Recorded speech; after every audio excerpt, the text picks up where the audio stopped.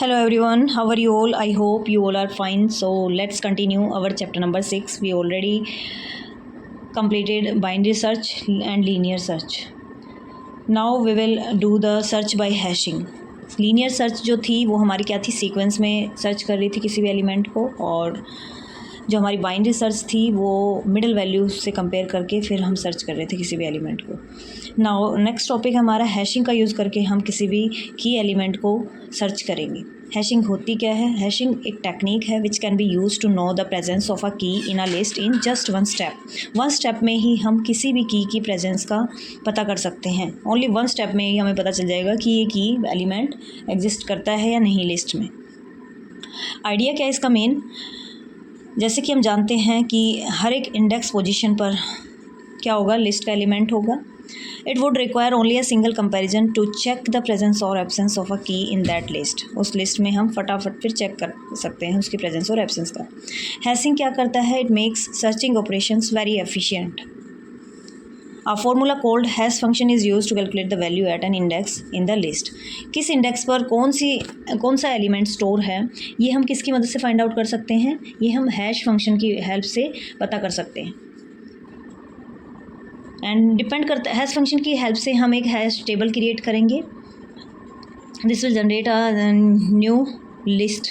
एक new list की तरह एक हैश टेबल बनेगी। हैश टेबल में क्या होगा, हैश फंक्शन के अकॉर्डिंग इन सभी की हैश वैल्यू निकली, सभी एलिमेंट्स की हैश वैल्यू निकलेगी, उसके अकॉर्डिंग ही वो स्टोर किए जाएंगे लिस्ट में। A simple hash function that works with numeric values is known as the remainder method. Most commonly जो मेथड यूज़ किया जाता है that is remainder. Modular division के बाद जो रिमाइंडर आएगा उस पोजीशन पे हम उस एलिमेंट को सेव कर देंगे। जैसे कि यहाँ पे दिया गया H element, hash of element कैसे कैलकुलेट करेंगे? एलिमेंट को डिवाइड कर देंगे जो भी हैश टेबल का साइज़ है। We can easily implement a hash table using a Python list. List की हेल्प से हम इम्प्लीमेंट कर सकते हैं हैश टेबल को। Let us consider an empty hash table having 10 position as shown in table. जितने लिस्ट में एलिमेंट होंगे और उतना ही हैश टेबल का अगर साइज़ है तो वो बेस्ट होगा। यहाँ पे एक एग्जांपल दिया गया है जिसमें 10 पोजीशंस क्रिएट की गई हैश टेबल के अंदर। ये देखिए 0 से लेके 9 तक इंडेक्स वैल्यू है इसकी।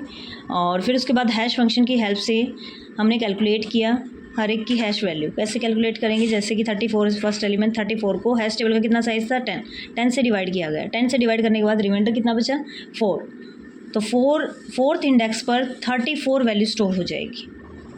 फोर्थ इंडेक्स पर ये देखिए 34 वैल्यू स्टोर की जाएगी। फिर उसके बाद 16 के लिए हैश वैल्यू कैलकुलेट की गई। 16 के लिए कितनी आई 6। तो 6th पोजीशन पर हैश टेबल में क्या करेंगे, हम 16 को स्टोर कर देंगे। 6th पोजीशन पर 16 को स्टोर किया गया। ऐसे हम कैलकुलेट करते जाएंगे। फिर 2 के लिए निकाला, 2 इंडेक्स वैल्यू आई। 93 के लिए 3, 80 के लिए 0 और 77 के लिए 7, 51 के लिए 1 वैल्यू आई।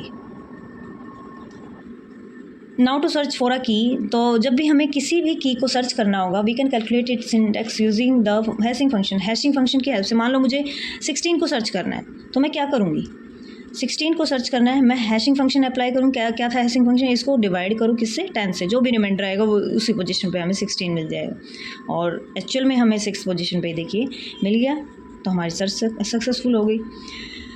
तो हैशिंग जो है एक ऐसा मेथड है जिसमें एक ही स्टेप में हमें एलिमेंट मिल सकता है। उसके बाद ये देखिए प्रोग्राम बनाया गया है इसी को प्रोग्राम में कन्वर्ट किया गया, पाइथन का प्रोग्राम। यहाँ पर सबसे पहले एक फंक्शन क्रिएट किया गया जिसमें की और हैश टेबल को पास किया गया। हैश टेबल की जो भी की है उसको मॉड्यूलो किया गया 10 से। रिमाइंडर आएगा, रिमाइंडर पोजीशन होगी और हैश टेबल ये लिस्ट है।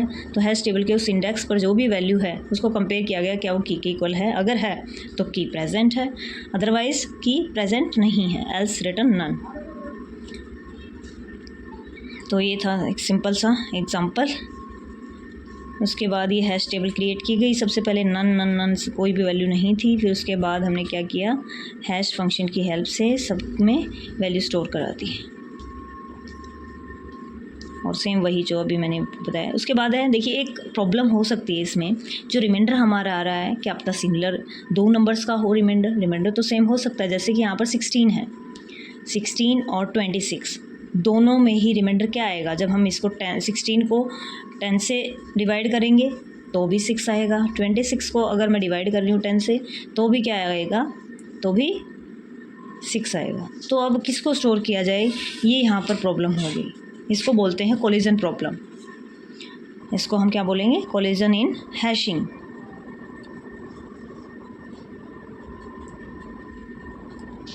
और हैशिंग में क्या है, 2 या 2 से ज़्यादा एलिमेंट एक सेम पोजीशन पर स्टोर नहीं कर सकते हम। We must have a mechanism, इसके लिए हमारे पास एक मैकेनिज्म होना चाहिए for placing the other item with the same hash value in hash table, कि कुछ ऐसा फंक्शन अप्लाई करें हम, अगर सेम रिमाइंडर आ रहा है तो दूसरे एलिमेंट को भी स्टोर करने का एक मेथड होना चाहिए। उसको बोला जाएगा कोलिजन रेजोल्यूशन, कि कोलिजन हमने रिजॉल्व किया है। Collision can be resolve in many ways, कई तरीके से हम इसको रिजॉल्व कर सकते हैं, but it is beyond the scope of this book. इस बुक में इसकी डिटेल्ड एक्सप्लेनेशन तो नहीं है। If every item of the list maps to a unique index in the hash table, अगर हर एक एलिमेंट को एक यूनिक इंडेक्स पर मैप कर दिया जाए परफेक्ट हैश फंक्शन की मदद से। और परफेक्ट कब बोलेंगे हम उस हैश फंक्शन को, जब सभी एलिमेंट्स अलग अलग पोजीशन पर स्टोर किए जाएँ, यानी कि कोलिजन ना हुआ, तभी हम उसको बेस्ट फंक्शन बोलेंगे। Apart from modulo division method, hash functions में be based on several other techniques like integer division, shift folding, boundary folding. Remainder के अलावा ये कुछ मेथड्स भी हैं जिनकी मदद से हम स्टोर कर सकते हैं हैश टेबल में एलिमेंट्स को। It is beyond the scope of this book, इसमें डिटेल में नहीं है। अपकमिंग कोई भी हम बुक करेंगे उसमें देखते हैं, अगर इसमें डिटेल में होगा तो मैं डेफिनेटली आपको डिटेल में इसकी एक्सप्लेनेशन प्रोवाइड करूँगी। सो NCERT के अकॉर्डिंग आपको इतना ही करना है।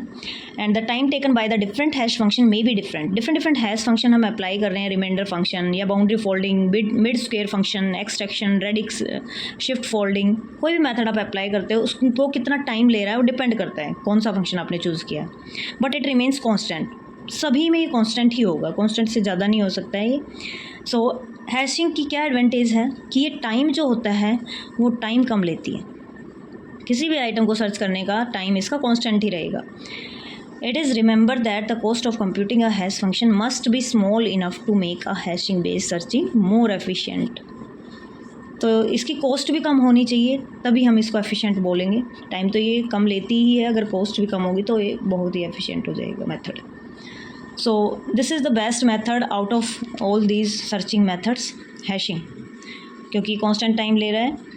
सो ये चैप्टर कंप्लीट हो गया हमारा सर्चिंग का। इसके बाद हम नेक्स्ट चैप्टर स्टार्ट करेंगे, दैट इज चैप्टर नंबर 7। सो मिलते हैं नेक्स्ट वीडियो में। Till then take care, bye bye, see in the next video.